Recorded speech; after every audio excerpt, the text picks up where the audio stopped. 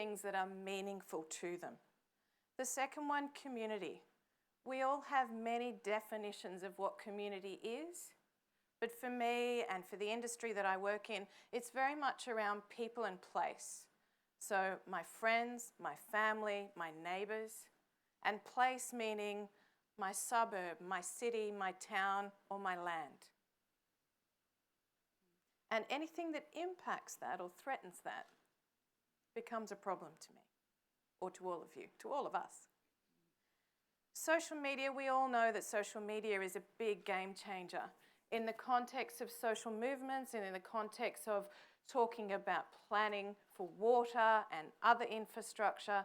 Social media actually gives community activists opportunities to see lots of different tools, techniques, different things that they can do. And for those of us who are working with community activists, it gives us lots of opportunities to see the new tools, techniques, and things that people can do. So we can work out how to actually engage with people who are implementing those things and how to do it in a constructive way. Projects are political. I'm going to take a punt here and say all projects are now political. Every single one. It could be small, it could be big. People are reacting to those projects. Society is reacting. Again, I say anything that threatens ourselves, what makes up people and place, so anything that threatens my community, your community, we're going to react to. We also have an issue, and I'm sure many of you in the room are connected with politics or are politicians, but we also have issues, and this is not a judgment call, this is just what we've seen in the last decade, is that projects are often used for political agendas. They're also used for community agendas. They're also used for business agendas. Protesters are anyone and anywhere. Hands up if you've marched down the street, if you've complained to your local MP, if you've called up a complaints line and said, this is not acceptable. Are there no... Yeah, thank you. I was going to say, surely there are some protesters in this room. So protesters are no longer... You remember the stereotype of the protesters back in the 80s and 90s? Hairy-legged hippies, usually students, didn't have a job, dreadlocks. I can say that because I used to be one. But now protesters are everyone. They are anyone. And a great example of that are the knitting nanas. Has anyone heard of the knitting nanas? I'm seeing some nods in the room and some hands.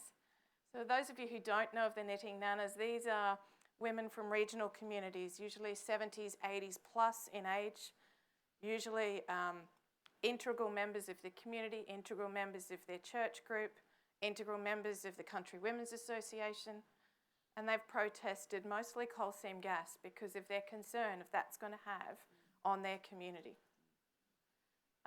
And the last one that I'd like to talk about is the emergence of YIMBYs. Who's heard of YIMBYs? Not many.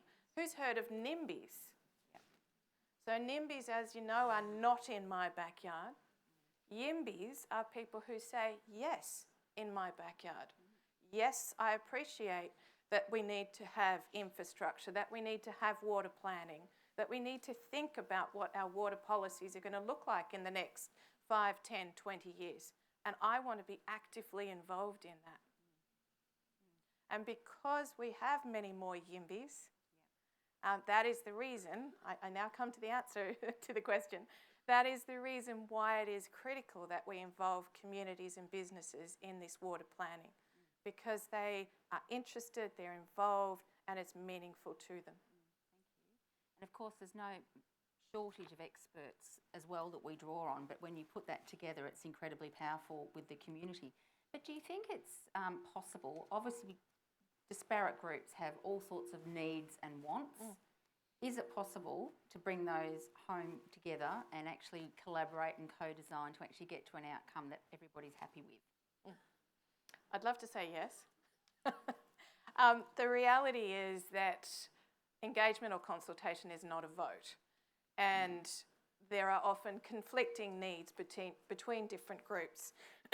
I like to answer that question in the context of instead of looking at something that satisfies every single player in the room, could we look at something where we could co-design the principles for that policy or for that planning? What's important to the people in the room, and can we get agreement or alignment on what's important and therefore look at the planning as a result? Yeah, sure. Thank you. I'm going to keep this fairly short because we have got limited time, but I do want to bring in a really important stakeholder, and that is one of our traditional owners that have got, you know, that 50,000 years of experience that we need to draw on as well. So, Joey Chatfield, I can see you in the back there. Joey is a Kuyang Ma traditional owner and has 25 years of experience in this space and can offer his particular view. What are your thoughts on this, Joey? Thank you, Jo. My name's Joey Chatfield. Also, just to let you know, I'm a part-time comedian, voluntary. Just for people's necks and backs, I'll stand appropriately in front of a banner, so if you can't see me because I'm so short. Okay, no, it's probably not ideal. I'll actually make my way up to the front because it's important that you guys can see face to name. And thanks, Jo. Yeah. This is unannounced, by the way. Yeah. You're doing well. Thanks very much, Jo, and the panel. And I have a great relationship with Barwon Water. You know, we're all well aware that the cultural heritage values for Aboriginal people right through the whole landscape, and it's been highlighted with a number of key speakers throughout the day. What it means to Aboriginal people, the importance of factors is there needs to be a balance, a genuine partnership, consultation, and also the environmental change. We spoke about climate change, etc. The relationship that Aboriginal people have more nowadays than previous is that we are being consulted, we are being acknowledged, and we are seen to be an important part of future change and direction. And one of the things I just want to highlight the fact that my involvement as an Aboriginal person in respect of my community and others in the landscape that we're talking about is that Barwon Water has really set the example, set the bar so high in regards to the Reconciliation Action Plan. And part of that relationship is to talk about a number of these issues that have been highlighted, and that will continue on be part of this process to look at the environmental changes, but also the cultural values. And at least about 70% of our Aboriginal cultural sites that have been registered are associated close by near water or on water. So thanks very much for the opportunity, but it's certainly a valuable point. I'm happy to continue on working with Barwon Water. Our relationship, as I said, is really so high, and I really congratulate Barwon Water. Thank you. Thank you. I promise that was completely unsolicited, so thank you. Just very briefly, can we bring it home, Tracey? What's next? And then I'll quickly wrap up. Thanks, Jo. Hopefully everyone in this room understands how crucial water is to the prosperity of this region. Within 10 years, we will need to augment a new water supply. We want this next period of time to be a calm, confident debate about the future of our region, with everyone here playing a leadership role. And we really thank G21 councils for their support so far. In your bags is a little website that we are launching today. It's interactive. This is going to be a process of co-design with our community, with every one of us, agreeing about how to make our region the most innovative, prosperous, environmentally, socially and economically anywhere in the world. Thank you. And thank you to our panel.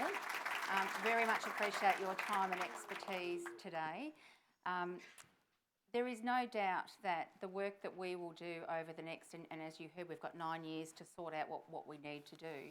And there is no doubt that, yep, we could go along and we could draw on the experts, many of whom are in the room today, to actually come up with a really great solution. But I have absolutely no doubt that working with our community that we will come up with something that none of us had thought of that will be better than any of us could ever have dreamed of. But I do want to leave you with this thought.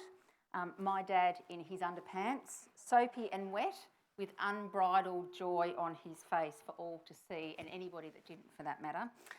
But ask you to consider, what role can water play in your unbridled joy? And how are you willing to participate with Barwon Water to help secure that for your next generation? Thank you. Well done. Nice work. Everyone. I always feel so guilty when I have to interrupt what is a really interesting discussion, so I do apologise, everybody, but I am the clock watcher, so my sincerest apologies. I thought the panel presentation was really terrific. So, ladies and gentlemen, a round of applause. Now, coming up shortly, we'll be discussing the Eden project proposal to redevelop the former Alcoa site at Anglesea, which is really exciting. We'll also hear the latest from Geelong Port, and I'll be back with a far less whizzy panel discussion, but a wide-ranging discussion around waste, resource recovery and recycling. But for now, we'll break for lunch, and I'd like to see you back here at 2 p.m. sharp. Thank you. Enjoy.